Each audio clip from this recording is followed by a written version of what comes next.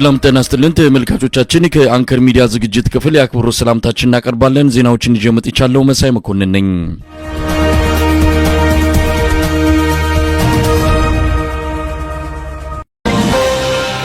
በአማራ ክልል በተለያዩ አካባቢዎች የሚደረገው የህልውና ተጋድሎ ዛሬም በተጠናከረ ሁኔታ ቀጥሏል። ሶስተኛ ቀኑን በያዘው የዘመቻ ሰማዕታት ተጋድሎ በአገዛዙ ሰራዊት የሰውና የቁስ አቅም ላይ ከፍተኛ ኪሳራ ማድረስ እንደተቻለ ነው ከአማራ ፋኖ በጎጃም ህዝብ ግንኙነት ክፍል የደረሰን መረጃ የሚያመለክተው። ትላንት በሁለተኛ ቀን የዘመቻ ሰማዕታት ተጋድሎ በብራቃት፣ በመራዊ፣ በዴንሳባታ፣ ዳጊና ድንቡክ አካባቢዎች በአንደኛ ክፍለ ጦር ጠንከር ያለ ውጊያ ካገዛዙ ጥምር ሰራዊት ጋር መደረጉ የተገለጸ ሲሆን አምስተኛ ክፍለ ጦር በፍኖተ ሰላም፣ ቡሬና ሆዳንሽ ከተሞች ያገዛዙ ሰራዊትን በመግጠም ከፍተኛ ኪሳራ ማድረስ መቻሉን ያገኘነው መረጃ ያመለክታል። ዘጠነኛ ክፍለ ጦርም በገንቦሬ፣ ፈለገ ብርሃንና ደብረ ወርቅ አካባቢ ባገዛዙ ጥምር ሰራዊት ላይ ጥቃት በመፈጸም ጠንከር ያለ ጉዳት ማድረሱም ተመልክቷል። ዛሬም በደጋዳሞት ቀጠና ብርቱ ፍልሚያ ሲደረግ እንደነበረ ነው በደረሰን መረጃ ላይ ተገለጸው። የአማራ ፋኖ ብሔራዊ ኃይል ምስራቅ አማራ ቀጠና ሚኒሊክ እዝ ንጉስ ሚካኤል ኮር ሸዋንግዛው ክፍለ ጦር ደገር፣ ሻፊና ቲርቲራ በተሰኙ አካባቢዎች ዘልቆ በመግባት በአገዛዙ ጥምር ጦር ላይ ከባድ ጥቃት መፈጸሙ ተመልክቷል። ቱሊያ ጎራ በተሰኘ ስፍራ የደፈጣ ጥቃት በመፈጸም በአንድ ፓትሮልና በሁለት ኤፍኤስአር ተሽከርካሪዎች ላይ ሲጓዙ በነበሩ የአገዛዙ ሰራዊት አባላት ከፍተኛ ሰብአዊ ጉዳት ማድረስ የተቻለ ሲሆን ተሳፍረው የነበሩ የአገዛዙ ወታደሮች አብዛኞቹ መደምሰሳቸውን ከምስራቅ እዝ የህዝብ ግንኙነት ክፍል የደረሰን መረጃ ያመለክታል። በሌላ በኩል የአማራ ፋኖ ብሔራዊ ኃይል ሰሜን አማራ ቀጠና በላይ ዘለቀ እዝ በበርካታ ቦታዎች ውጊያ ማድረጉን ገልጿል። ጉና ክፍለ ጦር መነሻውን ከእንዳቤት ወለሽ ከተማ አድርጎ ወደ ጃራገዶ ሲያጓጉዝ የነበረው ያገዛዙ ሰራዊት አዳማ ቂርቆስ ረቡ ገበያ ሲደርስ የእንዳቤት ብርጌድ የፋኖ አባላት ጥቃት በመፈጸም ከፍተኛ የሆነ ቁሳዊና ሰብአዊ ኪሳራ አድርሰውበት ተልኮውን ሳያሳካ መንገድ ላይ እንዳስቀሩት ነው የደረሰን መረጃ የሚያመለክተው። በሌላ በኩልም በእስቴና በአርብ ገበያ ከተማ መካከል ከምትገኘው ግንዳ ጠመም ከተማ ላይ የሜጀር ጀነራል ውባንተ አባተ ተወርዋሪ ክፍለ ጦር በአገዛዙ ሰራዊት ላይ ጥቃት በመፈጸም በከባድ መሳሪያ ምድብተኞች ላይ ብርቱ ኪሳራ እንዳደረሰም ተገልጿል። ከግንዳ ጠመም በቅርብ ርቀት ካለችው ልጫ ከተማ በተወሰደ የተጠና ኦፕሬሽን ከተማዋን በቁጥጥር ስር ማድረግ መቻሉን ከበላይ ዘለቀ እዝ የተላከው መረጃ የሚያሳየው። ይህ በእንዲህ እንዳለ ከሁለት ቀናት በፊት መንፈሳዊ አገልግሎት በመስጠት ላይ የነበሩ 5 ካህናትን ያገዛዙ ሰራዊት አፍነው መወሰዳቸው ታውቋል። የካህናቱ ታፍነው መወሰዳቸውን ተከትሎም የልጫ ገብርኤል ቤተክርስቲያን መንፈሳዊ አገልግሎት ሙሉ በሙሉ መቋረጡን በደረሰን መረጃ ላይ ተመልክቷል። የአማራ ፋኖ ህዝባዊ ድርጅት አፋድም በተለያዩ ቀጠናዎች በርካታ ውጊያዎች ማድረጉን አስታውቋል። በአማራ ሳይንት ወረዳ ሮቢት ከተማ በተደረገው ውጊያ በርካታ የአገዛዝ ወታደሮች የተደመሰሱ መሆናቸው ተገልጿል። በዋድላ ወረዳ በአፋድ ቁጥጥር ስር የምትገኘውን ሐሙሲት ከተማን ለማስለቀቅ በትላንትናው ዕለት የተንቀሳቀሰው የአብይ አህመድ ሰራዊት በመብረቅ ክፍለ ጦር ተመቶ የያዘውን አራግፎ መመለሱን ለማወቅ ተችሏል። የአማራ ፋኖ ህዝባዊ ድርጅት አፋድ ጎንደር ጠቅላይ ግዛት እዝ 206ኛ ኮር የተራራው ራስ ንጉስ ክፍለ ጦር የገብርዬ ክፍለ ጦር ሰሞኑን ከአገዛዙ ጦር ጋር ውጊያ ያደረጉ ሲሆን በከፍተኛ ሜካናይዝድ ኃይል ታጅቦ የመጣውን ሰራዊት በመግጠም 22 የመከላከያ የሚሊሻና የአድማ ብተና አባላት ሲደመሰሱ 7 የመከላከያ አባላት እንዲሁም ቁጥራቸው ያልታወቁ የሚሊሻና የአድማ ብተና አባላት ቁስለኛ ሆነዋል። ዘግይቶ በደረሰን ዜና የክምር ድንጋይ አካባቢን የአማራ ፋኖ ህዝባዊ ድርጅት ኃይሎች በቁጥጥር ስር ማድረጋቸው ተመልክቷል።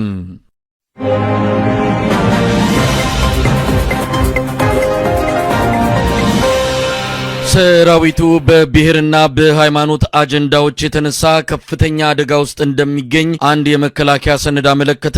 ለበርካታ ሳምንታት በአዲስ አበባና በቢሾፍቱ ደብረ ዘይት ሲካሄዱ የቆዩት የአብይ አህመድ ከፍተኛ ወታደራዊ ሹማምንቶች የግምገማ መድረኮች መጠናቀቃቸውን ተከትሎ የተዘጋጀውና ለፊልድ ማርሻል ብርሃኑ ጁላ የቀረበው ሰነድ እንደሚያመለክተው ሰራዊቱ በከፍተኛ አደጋ ውስጥ ይገኛል። በተለይም የብሔር ጉዳይ ሰራዊቱን አቅም እያሳጣው እንደሆነ ተልእኮውን እንዳይፈጽም አንቆ ያዘው በመሆኑ አገዛዙ በከፍተኛ ስጋት ላይ እንዳለ የተገለጸ ሲሆን በሰነዱ በኦሮሞና በአማራ የሰራዊቱ አዛዦችና መሰረታዊ ወታደሮች መሃል ያለው ፍጥጫ እያየለ መምጣቱን ጠቅሷል። በሰነዱ ላይ ቃል በቃል እንደተቀመጠው እንደ ሰራዊት የመጣው ለውጥ ከመደገፍ ይልቅ አሁን በስልጣን ላይ ያለውን መንግስት እንደ ተረኛና እንደ ሁለተኛ ጁንታ ቡድን አድርጎ የማሰብ በአንድ ክፍል አማራ በዛ በሌላኛው ክፍል ኦሮሞ በዛ በማለት ስራን በውጤትና በብቃት ከመለካት ይልቅ በዘር እየለኩ ያልተገባ ተግባር መፈጸም፣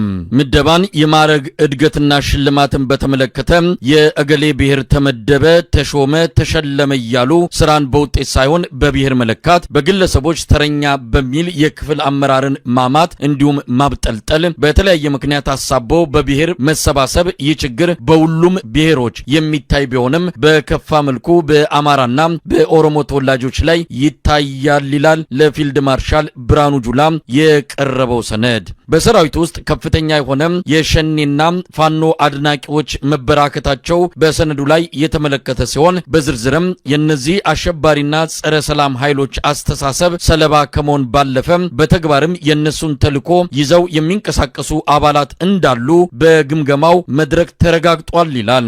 ከሰራዊቱ ከርቶ ሄዶ ሸኔን የተቀላቀለ ደውሎ ጓዶቹን የሐሰት ወሬ መንገርና ወሬውን ተቀብሎ በሰራዊቱ ውስጥ መንዛት፣ በስልክ መረጃ መስጠት፣ ከፋኖ ቀጥተኛ ግንኙነት ያላቸው ግለሰቦች መኖራቸው መሳሪያም ለፋኖ ሸጠው ለመጥፋት ሲዋዋሉ የተያዙ እንዳሉ በግለሰቦች ፋኖ መልእክት አስይዞ የላካቸው ሰዎችና በፋኖ በኩል መሳሪያና ተተኳሽ ይዘው እንዲከዱ የሚያደርጉ ግለሰቦች መኖራቸው እናትና አባቴም ፋኖ ናቸው፣ ፋኖን የሚነካ ከሆነ አልታገልም ማለት እኔ ያሳምነው ጽጌ ዘር ነኝ እሱ ቢኖር ያስከብረን ነበር ብሎ በማህበራዊ ሚዲያ ማጋራት የፋኖና የሸኔን ምስልና የተለያዩ መልእክቶች ያለበትን ቲሸርት መልበስ እንዳለ ነው በመከላከያ ሚኒስቴር በተሰበሰበ የግምገማ መድረክ ሰነድ ላይ የተመለከተው። በመገናኛ ብዙሃን በተለይም የማህበራዊ ሚዲያ ሰለባ መሆንን በተመለከተ የታዩ ግድፈቶች እንዳለ በሰነዱ ላይ የተመለከተ ሲሆን በመንግስት ባለስልጣናትና በሰራዊቱ አመራሮች ላይ ጥላቻ የሚነዛባቸው የውሸት ወሬዎችና ፕሮፓጋንዳ ተሸካሚ መሆንና በሰራዊቱ ውስጥ ሽብር መንዛት ጠቅላይ ሚኒስትር አብይ አህመድ ሸኔን እያስታጠቀ ነው፣ በተጨማሪም በፋኖ ላይ እርምጃ የሚወስደው የራሱን ስልጣን ዘመን ለማራዘም ነው የሚል ሐሳብ በማንጸባረቅ የአፍራሽ ኃይሎች ውሸት ወሬ ሰለባ ሆኗል ሰራዊቱ ይላል የግምገማ ሰነዱ። በግምገማው ላይ በርካታ ነገሮች እንደተነሱ የጠቀሰው ሰነዱ በተለይም ኦነግና ሸኔ አንድ አይደሉም የሚል ሐሳብ ይነሳል። ማረጋገጫው ምንድነው?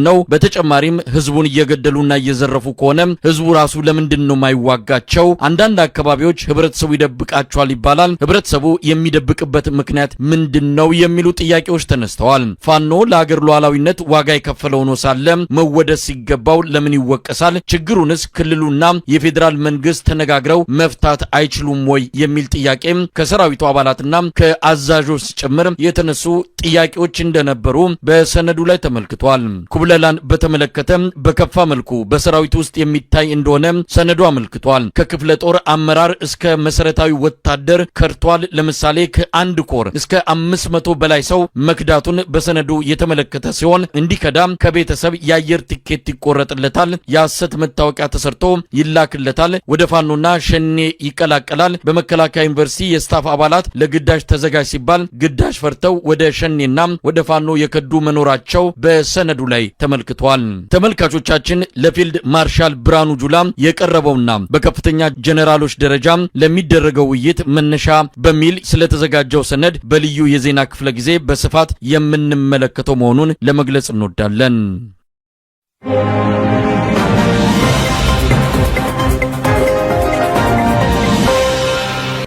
መታሰቢያ እንግዲህ ወደ ሌላው ርዕሰ ጉዳይ እንሄዳለን። ብዙ ነገር ስላለ የቱን አንስተን የቱን እንደምንተው ግራም ያጋባ ነው። ጉራጌ አዲስ ንቅናቄ ሊጀመር ዳርዳር እያለ ነው። ያውኑ ንቅናቄ ለየት ያለ ነው። ከምንም በላይ የሉና ጉዳይ ሆኗል። ያኔ በክልል ጥያቄ መነሻነት ነበረ የጉራጌ ህዝብ ሲታገል የነበረው። አሁን ግን የክልል ጥያቄም ቅንጦት ሆኖበታል። መኖር አለመኖር የሉና ጉዳይ በሶዶ ጉራጌ በአሁን ሰዓት በአብዛኛው በኦሮሞ ነጻነት ሰራዊት ወይም መንግስት ሸኔ እያለ በሚጠራው አብዛኞቹ ቦታዎች እየተጎዱ እየተጠቁ ነው ያሉት። በቁጥጥር ስር የሚዋሉ ቀበሌዎች አሉ። ኦሮሞ ነጻነት ሰራዊት እዛ አካባቢ ያለው ነዋሪ ነው። አሁን ነዋሪውን የተነሳው ሽማግሌው፣ አዛውንቱ፣ አባት የሚባሉት የሃይማኖት አባቶች ጭምር ተነስተው ስብሰባ አድርገው ይህን ነገር መጋፈጥ እንዳለባቸው አቤቱታ አቅርበው ጮኸው መፍትሄ ባለማግኘታቸው አሁን ዝም ብለን ከምንሞት ታግለንም ቢሆን ለልጆቻችን የሚሆን ታሪክ እንተዋለን በሚል ተማምለው ስብሰባ ላይ ውሳኔ አስተላልፈው ወደ ትግል ሊገቡ እንደሚችሉ መረጃዎችን እየሰማን ነው። እንግዲህ ይሄ ትልቅ ንቅናቄ ይፈጥራል። ከአዲስ አበባ በ40 ኪሎ ሜትር ርቀት ላይ የሚገኙ የጉራጌ አካባቢዎች በአሁኑ ሰዓት በኦሮሚያ ብልጽግና ትኩረት ተደርጎባቸዋል፣ መጠቅለል አለባቸው ተብሏል። በኦሮሞ ነጻነት ሰራዊት ህዝቡ እንዲማረር ግድያ ሲፈጸም፣ ዘረፋ ሲፈጸም፣ አፈና ተደጋጋሚ ሲፈጸም ሰው ፈርቶ አካባቢውን ለቆ ይሄዳል። ከዛ አስተዳደሩ ወደ ኦሮሚያ ብልጽግና ወይም ወደ ኦሮሚያ ክልል ይጠቃለላል የሚል እንዲህ አይነት ስልትና ስትራቴጂ ቀይሰው ነው እየተንቀሳቀሱ ያሉት፣ ተናበው ነው እየሰሩ ያሉትና ይሄንን ለመከላከል ወደ መንግስት አቤት ማለት የሚገባ እንዳልሆነ አውቀውታል የጉራጌ አባቶች። ስለዚህ ውሳኔ መወሰን አለባቸው። ምናልባት በቅርብ ጊዜ በጉራጌ አካባቢ ህዝባዊ ንቅናቄ እንደሚኖር ይገመታል። እንዴት ታይዋለሽ? ጉራጌ ከአማራ ቀጥሎ በከፍተኛ ደረጃ ትኩረት የተደረገበት ነው። በጉራጌ በአሁኑ ሰዓት ወልቂጤ የጉራጌ ማህበረሰብ በዙሪያው የሚገኘው ገብቶ አገልግሎት ማግኘት አልቻለም። በወልቂጤ ዙሪያ የሚገኝ ወልቂጤ የአንድ ማህበረሰብ ናት። እንደውም እነሱ የሚያስቡት ወልቂጤ ማለት የኦሮምኛ ቃል ነው። ስለዚህ ከ150 ዓመት በፊት ምንድነው አባገዳ የገዳ ስርዓት ይከበርባት ነበረ። እቺ የዘፈን ዳርዳርታው ምን እንደሆነች ምን ታስባ እንደሆነ ይገባናል። ይሄንንም የተረዱት የጉራጌ ተወላጆች ትግሉ አጠቃላይ መሆን አለበት፣ ይሄ የመጣው ስርዓት አጠቃላይ ኢትዮጵያዊ ማንነትን የሚያጠፋ ጭምር ስለሆነ ትግሉን በተጠናከረ ሁኔታ ማካሄድ አለብን ብለው እንቅስቃሴ ጀምረዋል። እስቲ በዚህ ዙሪያ ምን ማለት ይቻላል? እንደምታውቀው መሳይ ደቡብ አካባቢ ጉራጌ ላይ ሽማግሌዎች ሲገቡ ጠንካራ ነው። ኦልሞስት በጣም ተሰሚነትና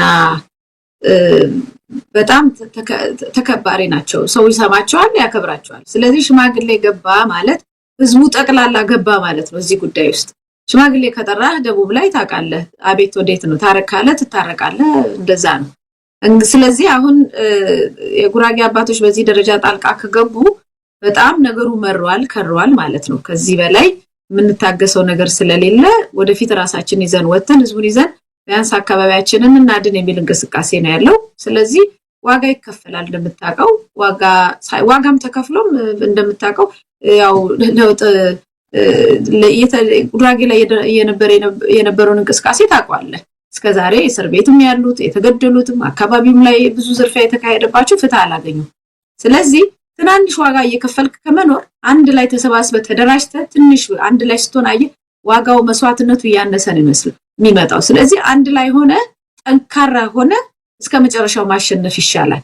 ስለዚህ በዚህ ደረጃ አባቶች ሲመጡ ብዙውን የጉራጌ ህዝብ እንደሚያስነሱት ምንም ጥርጥር የለውም። እንደምታውቀው ደቡብ ላይም እንደዛው ነገር ነው ያለው። እንቅስቃሴው ወደ አንድነት እስኪመጣ ነው። ስለዚህ ይሄ እንቅስቃሴ በሁሉም ጋራ የተናበበ መሆን መቻል አለበት።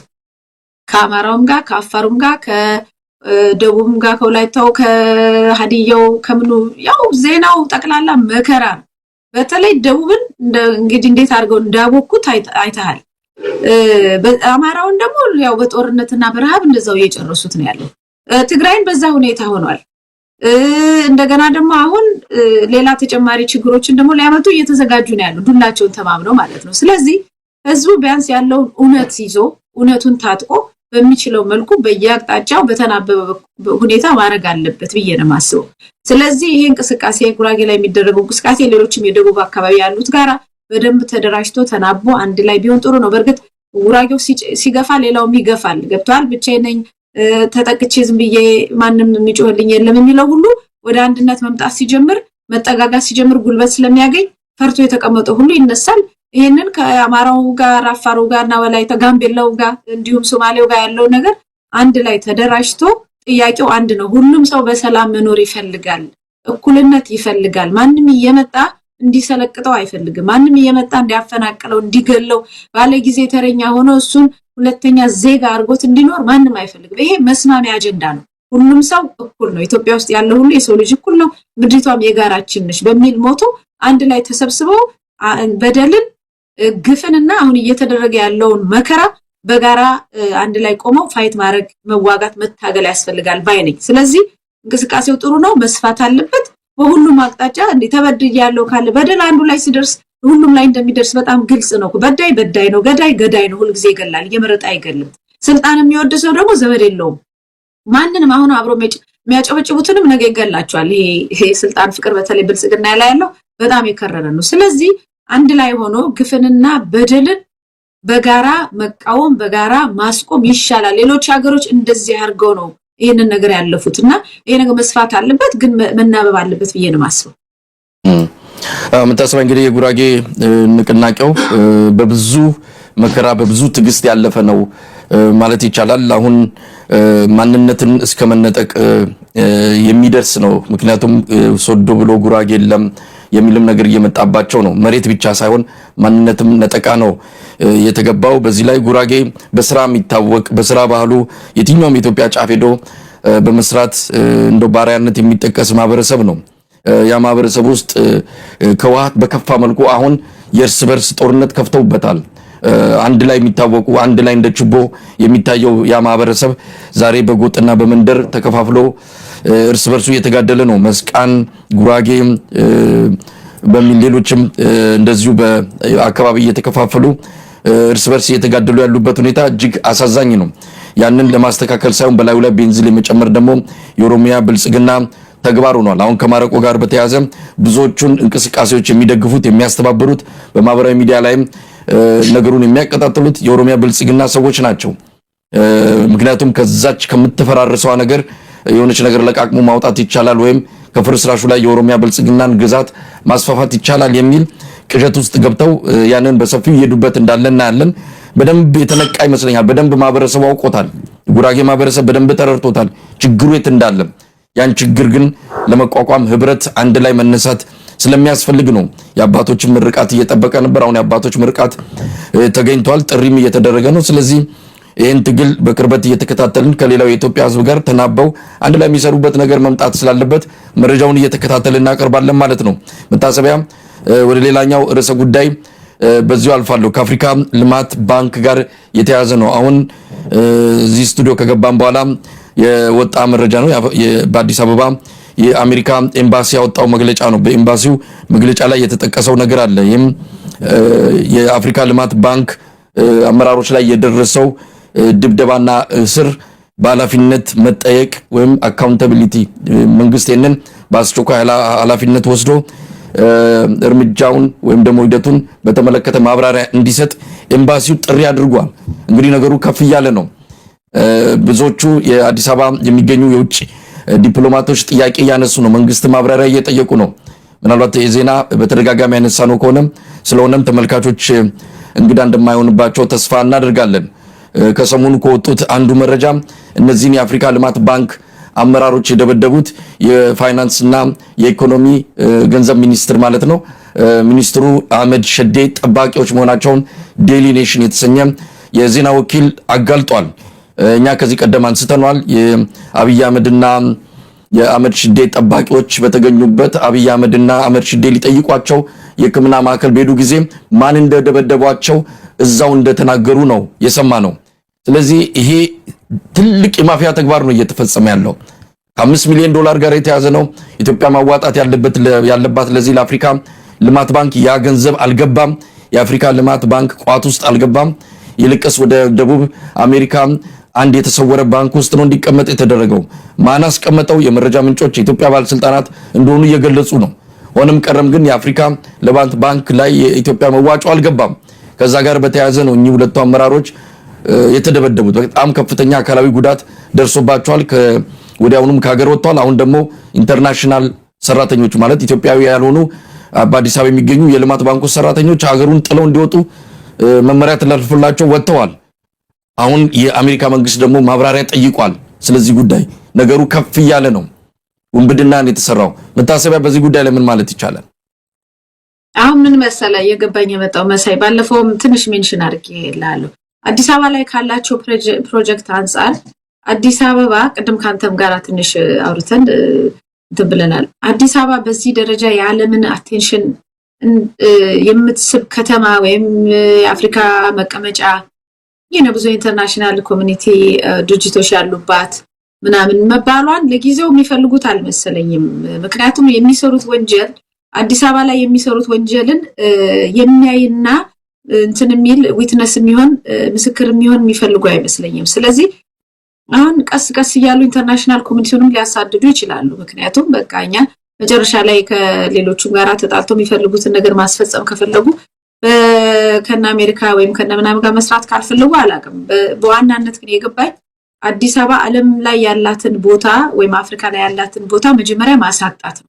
ከዛ በኋላ ለዜጎቹ በርግጥ ካሁን ከገቡ ጀምሮ ለዜጎቹ አንኮምፎርታብል የሆነ ሲቹዌሽን ምን የማይመች ምርር የሚያደርግ ባለፈው አቶ ሽመልስ አብዲሳ ተናግሮታል ብሎ አንድ ሰው ይነገረኛል። የአዲስ አበባን ሕዝብ ማማረር የሚለው ነገር በኑሮም ውድነት አካባቢው አንተ አይደለም ማለት ከኦሮሚያ አካባቢ ብቻ የሚመጡ ሰዎችን ኤምፓወር አድርገው ሁለተኛ ዜጋ ማድረግ ከዛ ምርር ብሎት ሁሉም ከየአካባቢው ነው የመጣው የኛ ነው ቦታው ነው እንግዲህ አላማው።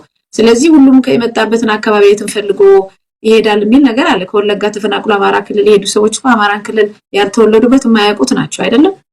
እንደዛ ደቡብም በከፍተኛ ቁጥር ነው አዲስ አበባ ላይ ደቡብ ያለው እንደምታውቀው እሱን ሁሉ ከዛ ቦታ ላይ ከተነሳ በኋላ አንኮምፎርታብል ከሆነ በኋላ የማንም መፈንጫ ወንጀለኛ ከሆነ በኋላ የሚፈልጉትን አፍርሰው ሰርተው አስተካክለው የራሳቸው ከተማ በሚፈልጉት መልኩ ካደረጉት በኋላ መልሰው ሪሌሽንሺፕ ቢልድ ሊያደርጉ ይችላሉ። ምክንያቱም ብለዋል ደግሞ እንደገና ፊንፊኔ የዓለም አቀፍ ከሆኑ ትልቅ ከተሞች አንዷ ትሆናለች ብለዋል አቶ ሽመልስ አብዲሳ የሆነ እንትን ላይ የሆነ ኢንተርቪው ላይ። ስለዚህ የመጀመሪያው ነገር እነዚህ ትላልቅ ነገሮችን ማስወገድ ሊሆን ይችላል። ምክንያቱም እዛ አገሪቷ ላይ የምታደርገው ማፋረስ ነገ ደግሞ ብሔርን መሰረት ያደረገ ጭፍጨፋ ምናምን የምታቅድ ከሆነ እነዚህ እዚህ ያሉ አካላቶች አያስፈልጉም። ቀስ እያልክ በየት ሀገር ላይ ነው የአፍሪካ ልማት ባንክ ዋና ሰውን ሄደ የምትደበድበው? ምን አይነት ነገር ነው እኮ የሌለ ነገር እኮ ነው። በጣም እኮ ምን ኃጢአት ብንሰራ ነው በዚህ ደረጃ ወርደን የዱሮ ጋርዩ ዘመን ላይ የደረስነው የሚለው ነገር ሁሉ አልተገለጸልኝም ለኔ።